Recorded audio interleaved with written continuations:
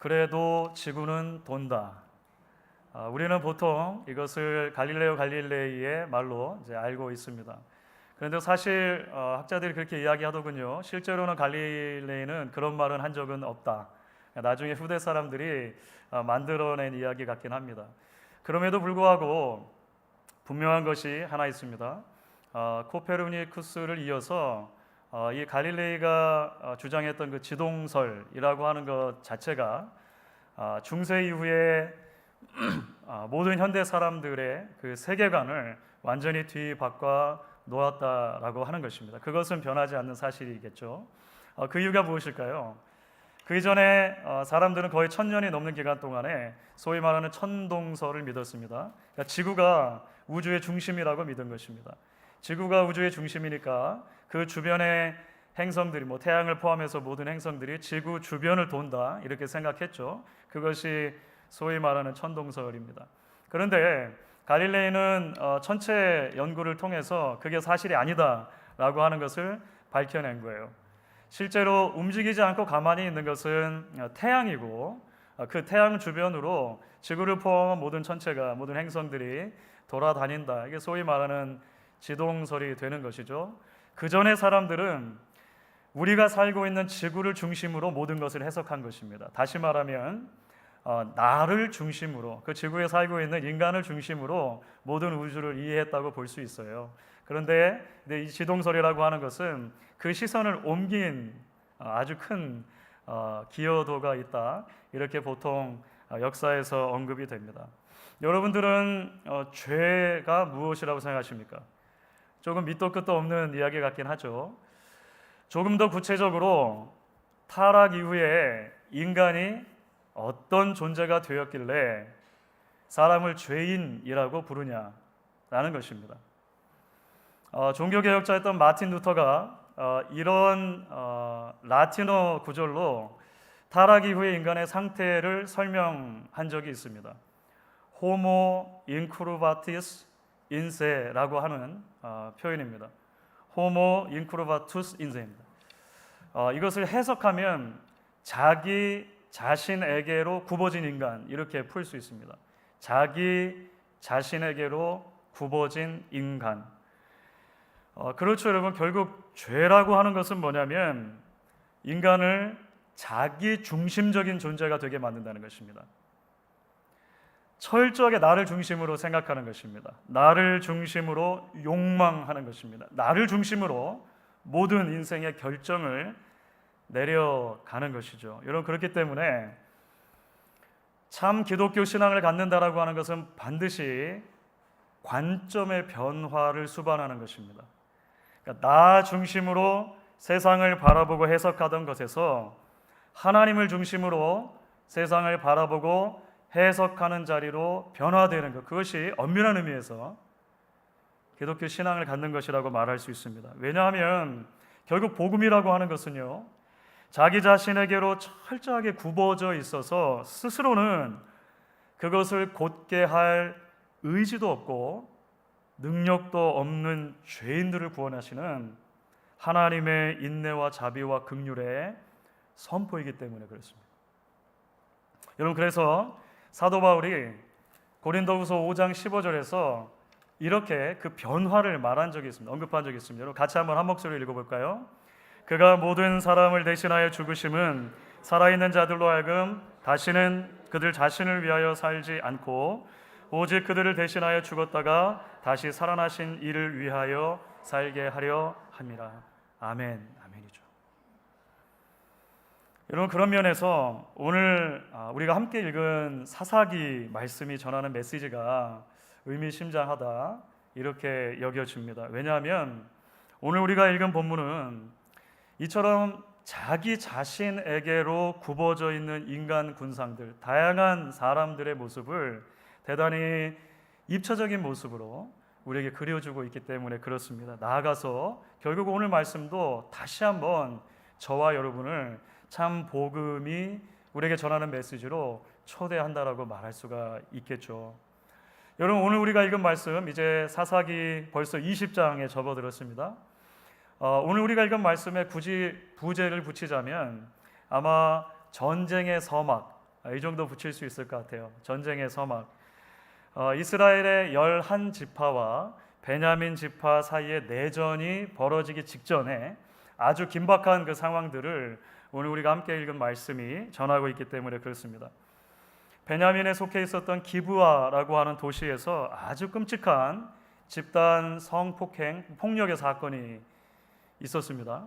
피해자는 하룻밤을 그 성에서 묵어 지나가려고 했던 레위인의 첩이었죠. 그 레위인이 그 첩의 시신을 12도막을 내고 이스라엘의 12지파에게로 보내서 그들을 소환하는 이야기가 우리가 이제 지난주에 함께 살펴본 이야기의 마지막 부분쯤이 되었습니다. 오늘 본문은 이제 그렇게 해서 이스라엘 11지파들이 한 자리에 모이는 것으로 시작을 해요. 그 전까지는 이 전쟁이 있을 때 짐승의 조각난 시체를 받기도 하고 이런 것이 고대 근동의 관습이라는 것을 말씀을 드렸습니다. 그런데 사람의 조각난 시신을 본 것은 처음 있는 일이었던 것 같아요. 다 놀랐겠죠. 그래서 그들이 한 자리에 모인 것입니다. 그리고는 묻는 것이죠. 이 악한 일이 어떻게 일어났는지 우리에게 말하라. 3절을 보면 그렇게 되어 있습니다. 대체 무슨 일이냐는 거예요. 자초지종을 물은 것입니다. 레위인이 이제 일의 자초지종을 설명하는 내용이 오늘 말씀에 상당히 이제 많은 부분을 차지하고 있습니다. 그런데 여러분, 그가 전하는 이야기를 보면은요, 사실 고개가 좀 갸우뚱해집니다. 우리는 그 자리에 모이는 11지파들보다도 훨씬 더 많은 정보를 가지고 있어요. 우리는 이미 19장에서 어떤 일이 일어났는지 조금 자세히 살펴봤지 않습니까? 이 레위인이 하는 말을 들어보면 한마디로 자기에게 불리한 정보는 쏙 빼고 유리한 정보만을 제공하고 있다는 것을 보게 됩니다. 자, 4절부터 6절 전반부까지 레위인이 한 말을 인용하면 이렇습니다. 그 말만 그대로 빼면 이러네요. 내가 내 첩과 더불어 베냐민에 속한 기브아에 유숙하러 갔더니 기브아 사람들이 나를 치러 일어나서 밤에 내가 묵고 있던 집을 에워싸고 나를 죽이려 하고 내 첩을 욕보여 그를 죽게 한지라. 내가 내 첩의 시체를 거두어 쪼개서 이스라엘 기업의 온 땅에 보냈나니. 자, 여러분 어떻습니까? 이 리포트가 일어났던 일을 그대로 잘 전한 신신한 리포트라고 생각하십니까? 사실은 그렇지가 않아요. 자, 대략적인 얼개는 맞습니다. 대략적인 구조는 맞아요. 그런데 세부적인 사항들을 보면 나의 관점으로 재단되어 있는 것을 여러분 금방 아실 수가 있을 것입니다. 이 사람은 말해요. 베냐민 사람들이 밤에 갑자기 그 노인의 집에 다 왔다는 거예요. 그런데 우리는 알고 있습니다. 기브아 사람들이 다 온 게 아니죠. 그 성에 불량배들만 온 거예요. 그러니까 이 가해자들의 범위를 막 넓히는 거잖아요, 그렇죠? 베냐민 기브아 사람들 전체인 것처럼 이야기를 합니다. 게다가 그들이 찾아온 이유를 나를 죽이려고 했다라고 말해요. 근데 원래는 그렇지 않습니다. 자신의 목숨이 목적이 아니었고 그 기브아 불량배들의 목적인 성적인 목적을 가지고 있었어요. 그래서 자연스럽게 어떤 이야기가 빠지는 거냐면 대체로 내 첩을 내가 내주었다는 이야기가 빠지게 되는 거예요. 그렇죠. 자기가 했던 일에 대해서는 빠져 있는 것을 보게 됩니다. 여러분, 좀 더 민감한 문제는요, 사실 이 레위인이 자신의 첩의 죽음을 온전히 기브아 사람들의 책임으로만 돌리고 있다는 것입니다. 사실 사사기 19장 후반부를 보시면 불량배들에게 이 첩이 밤새 몹쓸 짓을 당했지만 그 집으로 올 수 있을 만큼 기력이 남아 있어요. 물론 그 집 안으로 들어가지는 못합니다. 하지만 아직 목숨이 붙어 있는 것 같다라는 많은 인상을 받게 됩니다. 대부분의 그래서 구약학자들이 요즘에는 레위인이 자신의 나귀의 첩을 실을 때 아직 첩이 살아있을 가능성이 있었다라고 언급하기도 해요. 그러면 물론 밤새 목숨질을 당한 것이 맞지만 최종적으로 이 레위인의 첩의 목숨을 끄는 것이 누구인가는 모호해지는 장면입니다. 오늘 그래서 어떤 학자, 조금 더 이제 과격한 학자들이긴 하지만 결국은 레위인이 첩을 죽인 것이다라고 말하기도 하죠. 하지만 레위인은 오늘 말씀을 보시면 조금이라도 자신의 잘못으로 해석될 수 있는 부분들 다 보고서 빠뜨리는 거예요. 대신 이 일이 얼마나 심각한 범죄인가라고 하는 것을 고발하죠. 형제 지파들의 분노를 부추깁니다. 다시 말하면 개인의 개인적인, 그죠? 이 자신의 개인적인 복수를 위해서 형제 지파들을 막 선동하고 있는 모습인 것처럼 오늘 말씀이 그리고 있습니다. 여러분, 다음으로는 우리가 레위인의 부름을 받고 모여든 이스라엘 11지파를 생각하지 않을 수 없겠죠. 자, 여러분 1절 말씀 한번 같이 볼까요? 1절 말씀 여러분 한 목소리 읽어주시면 좋겠습니다. 이에 모든 이스라엘 자손이 단에서부터 브엘세바까지와 길르앗 땅에서 나와서 그 회중이 일제히 미스바에서 여호와 앞에 모였으니, 단에서부터 브엘세바라는 말씀 드렸죠. 그러니까 백두에서 할라까지 그런 의미입니다. 가나안 땅 전체를 말하고, 길르앗은 요단강 동편입니다. 그러니까 이스라엘 사람들이 있는 모든 땅에서 이제 군사들이 소집이 된 것입니다. 그런데 사사기를 우리가 처음부터 읽어왔다면 이 대목에서 깜짝 놀라야 정상입니다. 충격을 받아야 정상입니다. 왜냐하면 사사기 전체에서 사실은요, 이스라엘 지파가 이렇게 한꺼번에 다 모인 적은 없기 때문에 그래요. 이 장면이 유일하게 처음입니다. 이스라엘의 모든 지파가 어떤 공동의 목적을 위해서 함께 모인 것이 여기가 처음이란 말이죠. 사실 이스라엘의 어느 사사도 모든 이스라엘을 동원한 적은 없습니다. 그들이 전쟁을 치를 때 기본적으로 사사라고 하는 리더십이 어느 지파 또는 몇 개 지파에 국한된 리더십인 이유도 있고, 다른 하나는 사사시대 전체의 분위기 때문에 그래요. 분열된 것이 그 당시 분위기입니다. 지파들끼리 이렇게 반목을 하는 것이죠. 드보라의 노래에서도 몇몇 지파가 참석하지 않았다라고 그래서 꾸짖고요. 여러분 입다 이야기, 기드온 이야기 생각해 보시면 에브라임 지파, 딴지 거는 지파가 늘 있잖아요. 그러니까 하나 되는 게 쉽지 않은 일이었거든요. 그런데 지금 사사도 아니고 사실은 이름도 제대로 성경이 기록하지 않은 한 레위인의 부름에 모든 이스라엘, 온 이스라엘이 한 자리에 모였습니다. 오늘 이 이야기가 기술되면서 사사기 저자가 강조하는 굉장히 특별한 구절이 있는데요. 1절 포함해서 8절, 11절에 히브리어 구문으로는 똑같은 표현이 3번 반복됩니다. 그게 우리말 성경에는 일제히, 하나같이라고 번역이 됐어요. 문자 그대로 풀면 뭐냐면요, 한 사람 같이라는 뜻입니다. Like one man. 처음이에요, 처음 이런 일이 일어난 거죠. 자, 그런데 여러분 이렇게 이처럼 이들이 하나 된 이유가 무엇입니까? 지난 수요일날 우리 박철영 강사 설교가 시편 133편이었는데요. 보라, 형제가 연합하여 동감이 어찌 그리 선하고 아름다운 거. 그런 목적이 아니에요. 그런데 이들이 하나로 모인 것은 형제 지파를 벌주기 위해서, 그들을 징벌하는 전쟁을 하기 위해서 모인 것입니다. 그런데 여러분 우리는 알고 있습니다. 이게 사사기 전체 맥락에서 보면 굉장히 아이러니하다라고 하는 거예요.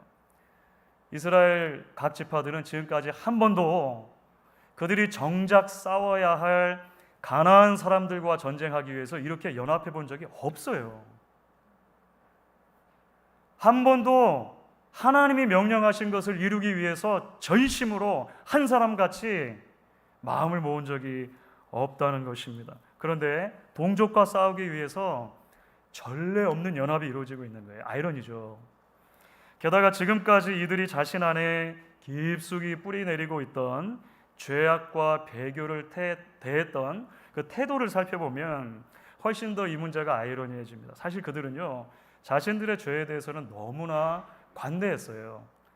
내 집 안에 있는 우상, 우리 아버지 집에 있는 신단, 우리 안에 있는 음란함과 폭력과 죄악에 대해서는 눈 감아줬다 이 말입니다.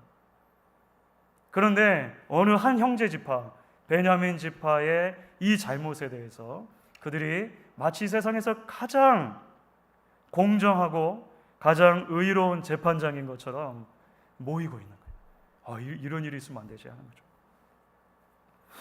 여러분, 마지막으로 베냐민 지파입니다. 이렇게 말씀을 드렸지만 사실 기브와의 불량배들이 한 이 행동, 그들의 죄악은 대단히 심각한 게 맞아요. 그렇죠? 이거 덮어질 수 있는 건 아니지 않습니까? 그렇기 때문에 이 악행과 타락이 율법에 따라서 마땅히 처벌을 받아야 할 것입니다. 이스라엘 지파들이 베냐민 지파에게 전령을 보내가지고요, 기브아 사람들 곧 그 불량배들을 우리에게 넘겨주어 그들을 처단하게 하라. 먼저 사실 13절 보면 이렇게 제안하거든요. 이 말을 들었어야 됩니다. 베냐민 지파로 보면, 그죠? 그러니까 작은 환부를 도려내는 아픔을 감당해야 사실은 공동체 순결이 이루어지는 것이죠. 그런데 오늘 이어지는 이야기를 보면 어떻습니까? 13절 후반입니다. 이렇게 돼 있어요. 베냐민 자손이 그들의 형제, 이 형제라는 말이 계속 강조되거든요.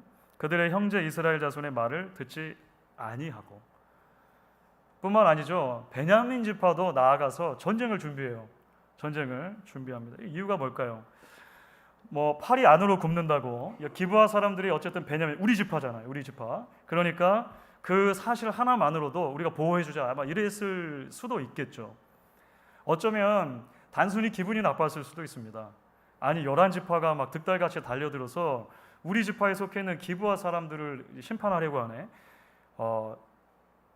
우리 형제 지파들이 우리에게 모욕감을 주었어. 이런 걸 수 있고, 이거 굉장히 유명한 영화 대사라는데 아무도 모르시는 것 같네요. 너희들은 나에게 모욕감을 줬어. 이런 느낌일 수 있을 것 같아요.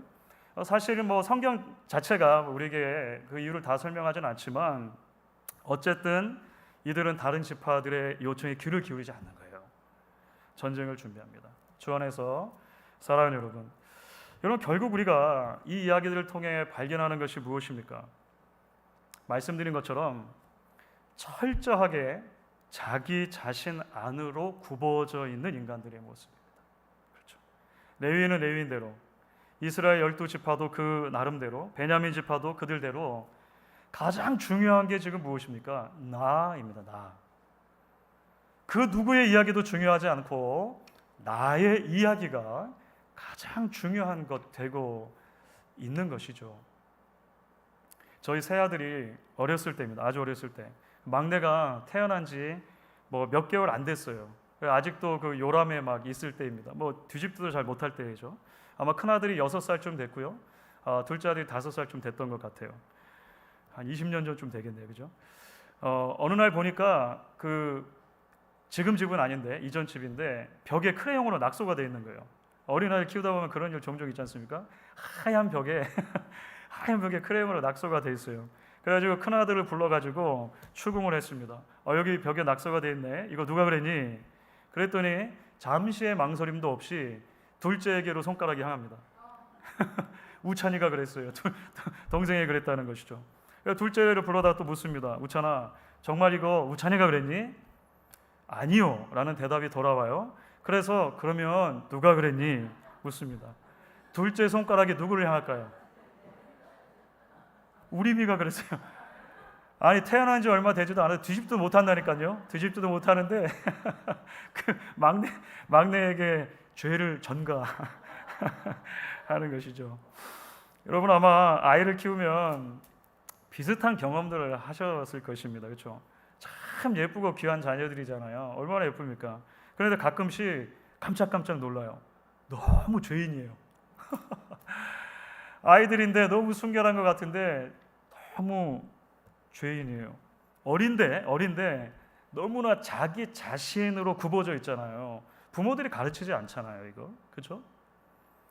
자, 그런데 여러분, 비단 아이들만 그렇겠습니까? 그렇죠? 사실은 그것이 우리 모두의 영적인 현 주소이기도 할 거예요. 여러분, 그래서 오늘 사사기 말씀을 누가복음 15장에 나오는 소위 탕자의 비유와 나란히 두고 읽는 것이 우리에게 대단히 큰 유익이 된다, 그렇게 생각합니다. 왜냐하면 김세영 교수라고 하는 분이 말한 것처럼 누가복음 15장에 나오는 그 아들들의 모습이 타락 이후 잃어버린 채로 살아가는 인간, 그 아담의 실존을 보여준다, 이렇게 말하는데, 그러면서 굉장히 큰 의미가 있는 것 같아요. 한 아버지에게 두 아들이 있죠. 두 아들이 있어요.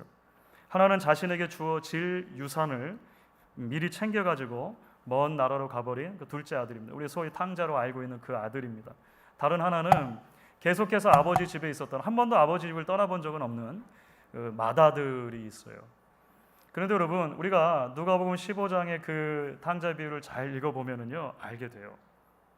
집 나간 둘째 아들이나 집에 있는 맏아들이나 모두가 다 저마다의 방식으로 자기 자신에게로 굽어져 있는 인간이라는 거예요. 예외가 없어요. 마찬가지입니다. 여러분, 먼저 누가복음 5장 12절을 보시면 둘째가 아버지 유산을 요구하면서 이렇게 말했다고 돼 있죠. 아버지요, 재산 중에서 내게 돌아올 분깃을 내게 주소서. 아버지가 아직 살아계실 때 유산을 구하는 것은 사실은 잘 찾아보기 힘든 일입니다. 왜냐하면 아버지가 돌아가셔야지만 유산이 오는 것이잖아요. 아버지를 마치 없는 사람 취급하는 거죠. 지금 모든 것의 중심이 누구입니까? 나죠, 나. 내게 돌아올 분깃을 내게 주십시오 하는 거예요. 이 아들이 자신의 재산을 다 탕진하고 타국에서 이제 아주 밑바닥을 경험하게 될 때도 마찬가지예요. 아버지 집을 생각해내긴 하거든요. 여전히 중심은 자기예요. 그래서 내가 돌아가면 아버지가 안 받아주실 게 뻔하니까 그냥 종 중에 하나라고, 품꾼의 하나라고 여겨주시도록 말하자라고 가는 거예요. 자기 계획이죠. 자기 생각이죠. 자기 이야기입니다. 그런데 아버지는 어떻습니까? 아버지는 그런 아들을 한 번도 사랑하지 않으신 적이 없어요. 그래서 그 아들을 기다리십니다. 이 아버지의 기다림은 한 인간이 보여줄 수 있는 가장 능동적인 종류의 기다림이라고 할 수 있어요. 어떻게 할 수 있습니까? 먼 발치에서 아들은 아버지를 알아보지 못하는데 아버지가 아들을 바라보고 달려가세요. 팀 켈러 목사님 말한 것처럼 사실 충격적인 장면입니다. 당시 유대 문화로 볼 때 그 가부장적인 사회에서 어른 유대인 남자가 동네를 가로질러서 뛰어간다? 상상할 수 없는 거예요. 체면을 생각하면 절대 그럴 수 없습니다. 체면은 나를 중심으로 생각하는 거잖아요. 이 아버지의 행동은 사랑이에요. 이 아버지의 오로지 관심은 누구에게 있냐면 그 아들에게 있는 것입니다. 이 시점에서 맏아들이 등장하죠. 큰아들이 이 상황을 보니까 마음에 드는 게 하나도 없는 거예요. 우리가 잘 아는 것처럼. 이유가 뭘까요? 누가복음 15장 29절 30절입니다. 같이 읽어볼까요? 같이 읽습니다. 아버지께 대답하여 이르되 내가 여러 해 아버지를 섬겨 명을 어김이 없거늘 내게는 염소 새끼라도 주어 나와 내 벗으로 즐기게 하신 일이 없더니 아버지의 살림을 장녀들과 함께 삼켜버린 이 아들이 돌아오매 이를 위하여 살진 송아지를 잡으셨나이다. 이야기의 중심이 누구에 있습니까? 나죠. 맏아들도 나예요. 자신과 함께 있는 아버지를 보지 못해요. 그 아버지 집에 있었던 그 풍요와 그 넉넉함을 그래서 온전히 누리지 못하게 만들죠. 돌아온 둘째를 향한 아버지의 사랑과 자비를 왜곡하게 됩니다. 한 주석가의 표현대로 둘째는 집 나간 탕자라면 첫째는 집 안에 있는 탕자인 거예요. 둘 다 lost sons. 그렇죠. 둘 다 제대로 되지 못했다라고 하는 것이죠. 그런데 그 아버지께서 그 맏아들에게도 말씀하시잖아요.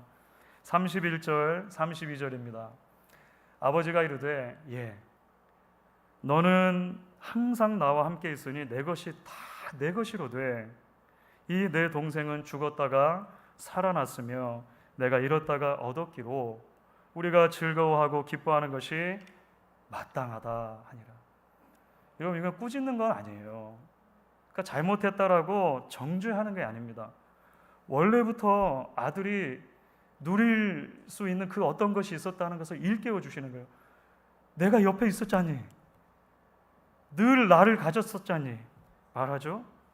그리고 그것을 누리는 자리를 넘어서 아버지의 마음을 공유하는 자리로 불러주세요. 주 안에서 사랑하는 여러분, 복음이 놀라운 이유가 무엇입니까? 말씀드렸던 것처럼 죄로 인해서 철저하게 자기 안으로 굽어져 있던 인간들, 그래서 스스로는 결단코 그것을 곧게 펼 수 없었던 인간들을 하나님이 포기하지 않으시고 사랑하신다는 선포가 복음이기 때문에 그렇습니다. 그 죄인을 구원하시기 위해 심지어 자기 아들을, 자신의 전부를 내어주신다라고 하는 것이 복음의 선언이기 때문에 그런 것이죠. 빌립보서 2장 6절부터 8절, 우리가 잘 알고 사랑하는 말씀은 그 주님의 삶을 이렇게 요약합니다. 여러분 같이 한번 한 목소리 읽어볼까요? 그 예수님이 삶입니다. 같이 읽습니다. 그는 근본 하나님의 본체시나 하나님과 동등됨을 취할 것으로 여기지 아니하시고 오히려 자기를 비워 종의 형체를 가지사 사람들과 같이 되셨고 사람의 모양으로 나타나사 자기를 낮추시고 죽기까지 복종하셨으니 곧 십자가에 죽으십니다. 여러분 그렇습니다. 이렇게 놓고 보면 우리 주님의 삶 전부는요, 자기 자신에게로 굽어져 있는 인간 실존의 가장 맞은편에 계시는 거예요. 여러분 그렇게 생각되지 않습니까?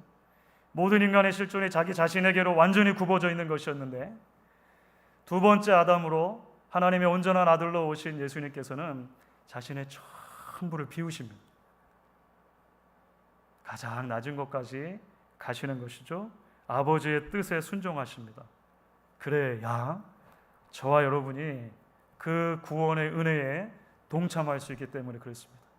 저와 여러분이 비로소 하나님의 딸이다, 하나님의 아들이다 인준받고 우리 안에 하나님의 형상이 회복될 수 있기 때문에 그렇습니다. 그렇기 때문에 여러분 오늘 말씀을 한 걸음을 더 나가면 우리도 이 예수님을 닮는 삶으로 초대하는 거예요. 더 이상 안으로 굽어진 삶이 아니라 주님과 같은 삶을 살라고 말씀하시죠. 그래서 바울이 방금 전 그 말씀입니다. 빌립보서 말씀 시작하면서 2장 5절에 이렇게 말하고 시작하는 거예요. 같이 한 목소리 읽어볼까요? 너희 안에 이 마음을 품으라 곧 그리스도 예수의 마음이니. 아멘. 저는 사실 탕자의 비유를 읽을 때마다 신학교 시절에 한 교수님이 설교해 주셨던 것을 떠올리지 않을 수 없습니다.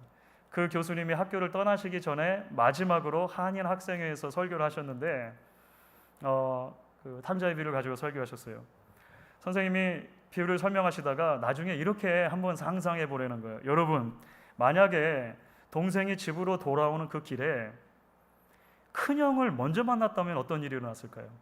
상상해 보라는 거예요. 여러분 혹시 그런 상상 해보십니까?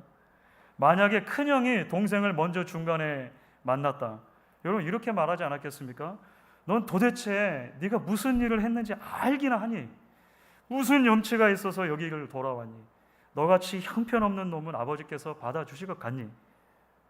네가 집에 돌아오지 않는 게 우리 가족의 평화를 위해서 더 좋은 일이라고 왜 생각을 못하니? 아마 맏형이 중간에 동생 만났다면 분명히 그렇게 말했을 거예요. 자, 여러분 이 성경에 나오는 말은 아니에요.